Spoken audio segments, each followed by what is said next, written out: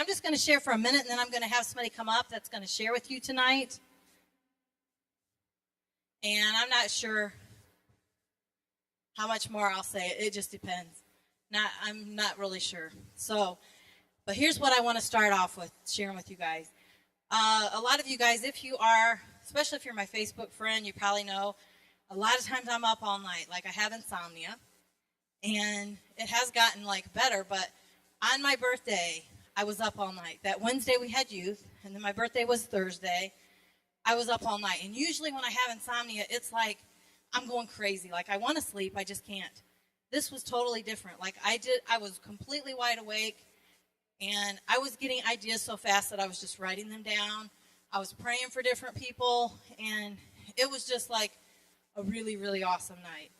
So I didn't feel like it was really insomnia. I almost felt like God was keeping me awake to tell me some stuff. So, how many of you guys wonder why you took your picture like this? Okay. Well, here is a couple of things that when I was praying that night, and I need to make sure you guys are all paying attention, okay? Whether you're sitting in the back row or the front row, I can see you so well. I see everyone so well. Okay. I had this idea, which I believe it was just from God, but you guys know what a semicolon means, right? If not, we'll just go over it. That it is what somebody uses at the end of a sentence, where it could be the end of the sentence or the end of the story, but they decide to continue it and add more, so they put a semicolon. All right? So I started thinking about our lives and how our lives aren't over yet. That it's like semicolon, God's not done. So when you guys had your picture taken, and I'll tell you, I looked through them on my phone, and I felt like just crying because they're so beautiful to me. But it's really just saying, it's your life holding this up, saying, for me, this is like Chris Miller, semicolon, God's not done yet. He's not done with my life yet. There's still more to go. Josh, can you put the banner up? Is that how it fits? Okay. So Josh, we ordered a banner, an 8-foot banner we're going to put across here. And so a lot of the pictures that you guys took, I just want to put them up there as a reminder. And I know that you guys love bracelets, so I ordered you guys some more bracelets. Can't have too many of those, right? We'll see. Whenever those come, I'll hand them out to you guys. But we're going to be talking about this, sharing different stories for a while. Need to make sure you guys are listening. Okay. I'm not sure when I'll share. I know at some point I'm going to share my whole testimony with you guys, but I'll just say this. It's very powerful that one little thing like this is so powerful that God's not done with our story. You know, the person that I'm going to have come up and share tonight, there was a time in her life where it may have looked like it was over. And I'll tell you, without sharing my whole testimony, one of my lowest points in my entire life was when I had 2 kids at that point, was single, was married to a super abusive guy who said if he couldn't have me, nobody could. So it was like he did all kinds of crazy things. I had a trailer that I got in the divorce. He burnt my trailer down. So I was literally homeless with my kids. We were in my car trying to figure out what to do. I called a couple different people to see if I could stay with them. They all said no. So I took my kids to their grandparents, my ex-husband's mom and dad, and I OD'd in my car. I thought that was going to be, and at that time I was Chris Mann's. It was before I met G. But I thought it was Chris Mann's, period. I put a period on the end of my life. But God wasn't done. Like, I'm still here. So it was like, I didn't know it, but God knew it, that it was Chris Mann's, semicolon. God wasn't done with my life. If somebody would have told me that night that I was going to, especially when I woke up in a stupid hospital, and then they put me in a psych ward, and I really thought I'm never going to get my kids back because I'm in a psych ward. I tried to kill myself. They're not going to let me have my kids. If somebody would have told me that day that someday my life would be the way that it is now. I mean, my life is amazing. I have 3 awesome kids, 6 grandkids, so many friends that I'll tell you, my birthday was almost embarrassing this last week. People were celebrating my birthday for like a week. It was almost like I couldn't even post everything on Facebook because I thought people are going to start hating me and be like throwing stones at me. Why are you getting so much attention? And there was a time when I had no friends. I didn't think there was a person on the planet that cared about me, whether I lived or died. If somebody would have told me my life would be the way that it is right now, I would have thought there is no way. So that's why I'm so excited about this sermon series for you guys, because even when I was up praying that night, there were so many people that I was thinking of. My sister is one. When I was praying, I was just thinking, Karina, semicolon. It's not over for her. It looks like it's over because she's making some real bad decisions, but it's not over. So if you guys will show tons of respect and stuff and listen, I'm going to have Dawn come up and she's going to share her story and her semicolon. God's not done with her yet either. I wrote this down, so I am just going to read this because I don't want to get off onto other tangents, and I will. I was very young when my parents took me to church, so I really never knew a time growing up that God was not in some way part of my life. It's the kind of story you might have heard a lot. I was baptized when I was 5 and grew up in the church. Unfortunately, the church was not what it appeared to be. My parents had been sucked into a cult where the preacher believed he was the only man of God. Like he was it. He was anointed by God. He wanted everybody to worship him and all of his followers. He demanded worship from all of his followers and received it. He was a horrible man and did horrible things to young girls, all in the name of Jesus. Things finally stopped when I told my parents. See, he had me believing that no one would believe me because I was such a troubled kid. And believe me, I was.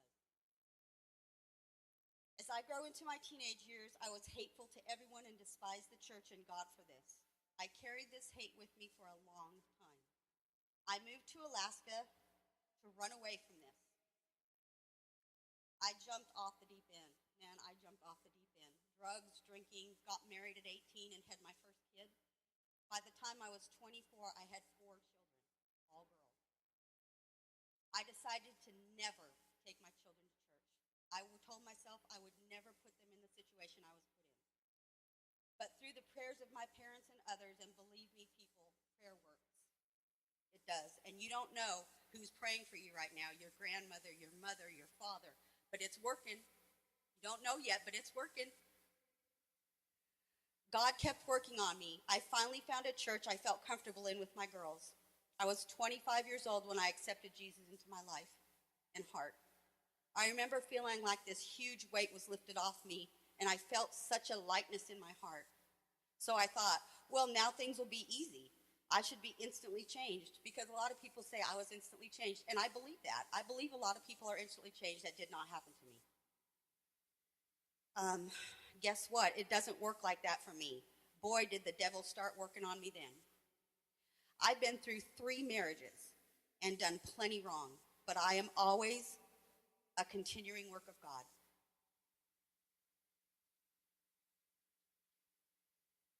I moved to Plymouth because my father died and my mom was alone. I believe this was definitely God's will. I remember walking into this church and feeling so much excitement because I could feel the Holy Spirit consuming me when I walked in, and I felt like I was finally home. God has worked in my life for a long time now.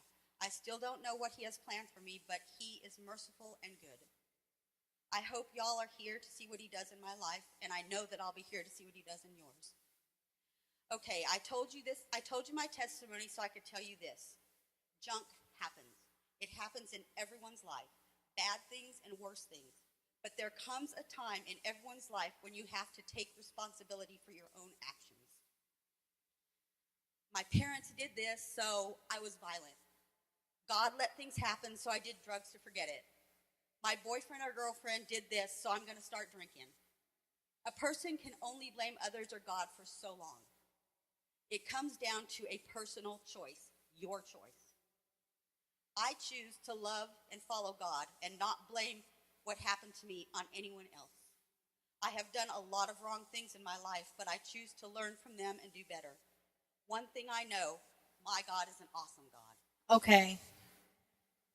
I think that we're going to have probably a lot of free time tonight, but what I'm praying that all of you guys get out of this, and this will be going on, we're not sure how many weeks, but we're going to be on this sermon series for a while, which is why I bought the bracelets and all the stuff, because I know that we're going to stay here for a while, and there's so many stories that just prove that God's not done, and so I just hope that these will encourage you guys, because I know that there have been many times, not just the one instance that I told you, but there were many times that I thought it was my life, period, that my life was not going to get any better than this, that there was pretty much nothing I could do. And a lot of stuff that I went through, like some of you guys, wasn't through my own decisions. Like, it really wasn't. It was other people, things they did, and I was at an age where there wasn't much I could do about some of the things that were going on.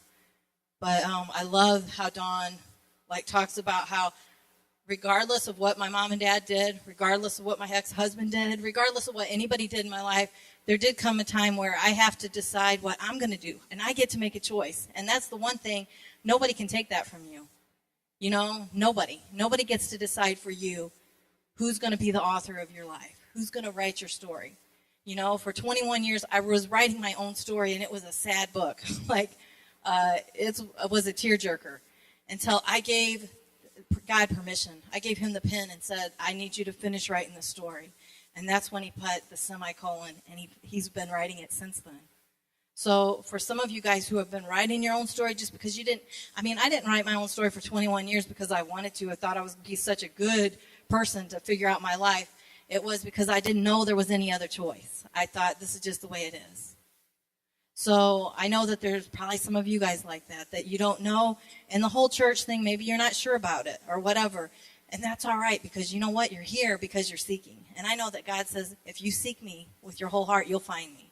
So if there's some of you here that you're like, I'm still like this with this. I'm not sure. I kind of believe. I kind of don't. I kind of think they're kind of weird. If you start seeking God with your whole heart, you're going to find him, because that's what he says, and that's what he wants. So Josh, I don't know. Do we have any song that you can play for me? And I'm just going to pray. Maybe while you're finding that. I'm just not sure what else I could share about my testimony, because I've told so many of you guys that have been coming here for a while anyway. But basically, where I want to end is what God's done since then. I did grow up not believing in God. I wasn't raised in church.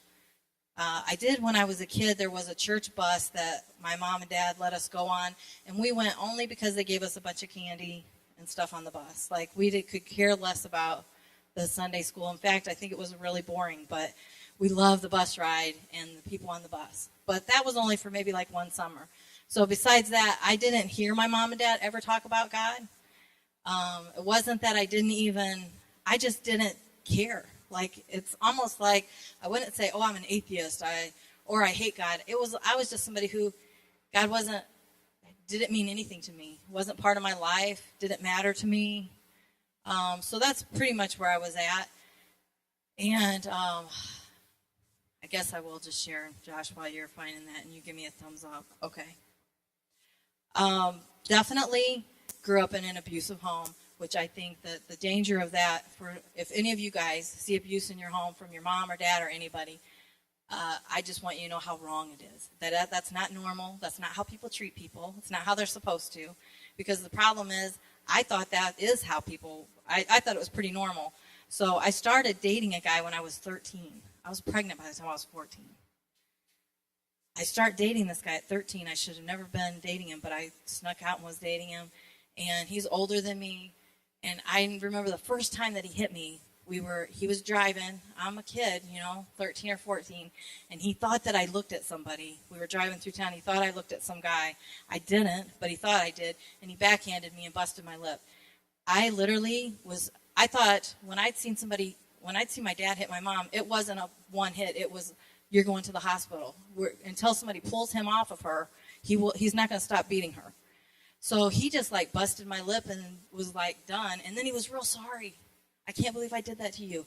I went home thinking I had the best boyfriend in the world. It's this is going to be so awesome. He feels bad. He loves me so much. He feels so bad. He's crying. And he only hit me one time. And this is so great. But it's because I had such a twisted idea of what's normal.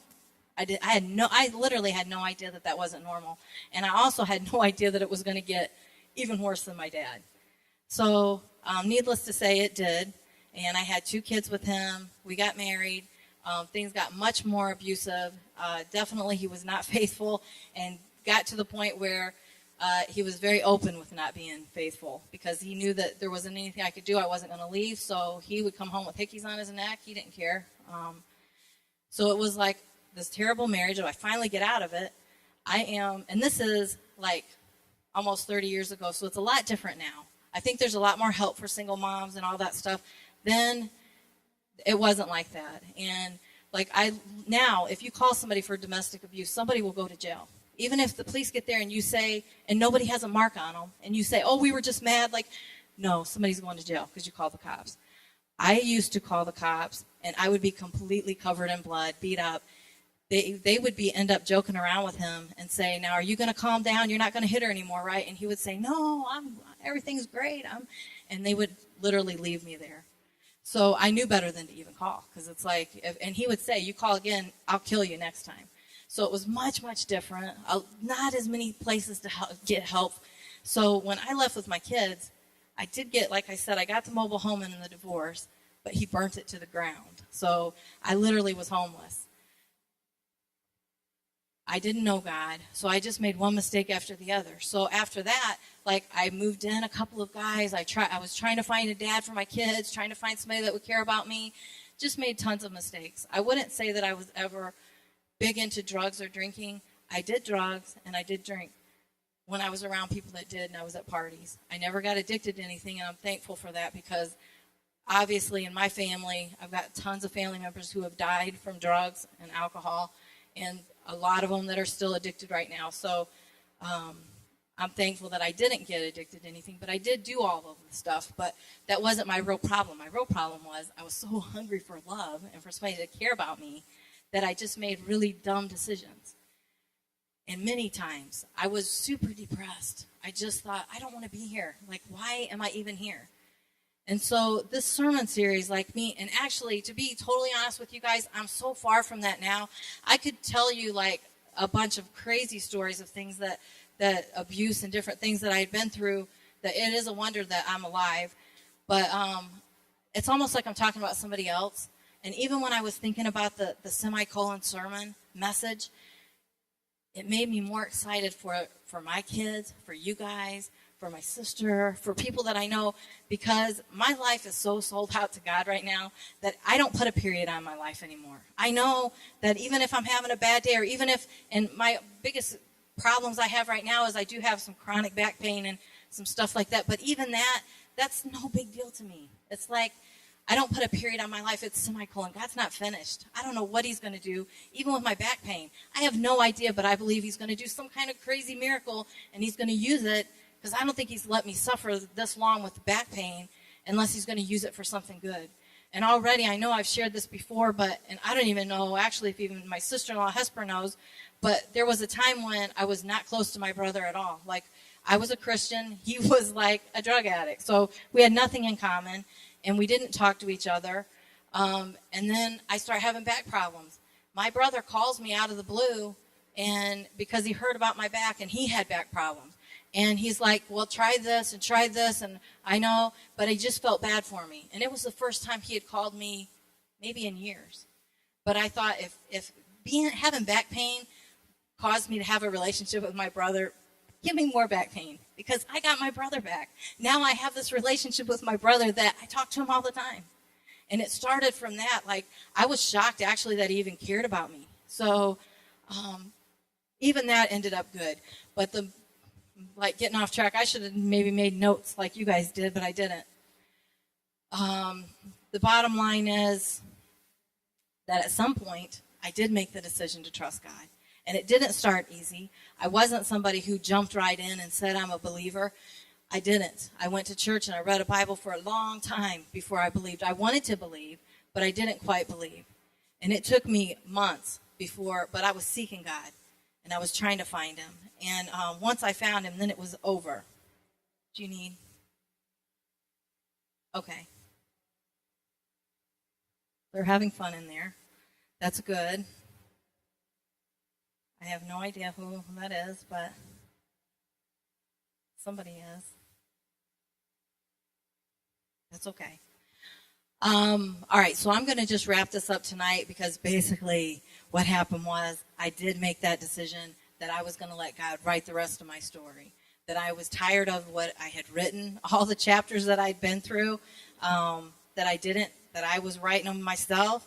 I didn't like them, And I can tell you I've never, ever regretted, even the day I lost my granddaughter, I've never regretted living for God. Never regretted it. On my worst day as a Christian is a million times better than my best day when I didn't have him in my life. I can't imagine. I couldn't, if I thought somebody could literally take God out of my life, then I wouldn't want to be here anymore, because that's how important he is in my life. It is like a relationship. This isn't some religion. It's not some belief system that I have. I have a relationship with God. I hear him. He talks to me. I talk to him. I feel like he loves me. I can feel it. I feel his direction. He tells me what to do. He shows me which ways to go. He makes things work out for my good, and I know that. So, Josh, I'll just go ahead and have you play that song, and then maybe somebody turn off some lights for me, and we'll just pray a little bit, and then we will dismiss, and you guys are still going to have a lot of time. So that's good, because it's only 7:48. So you guys will still have plenty of time. Before creation, eternity in your hand, and you spoke the earth into motion. My soul now is stand.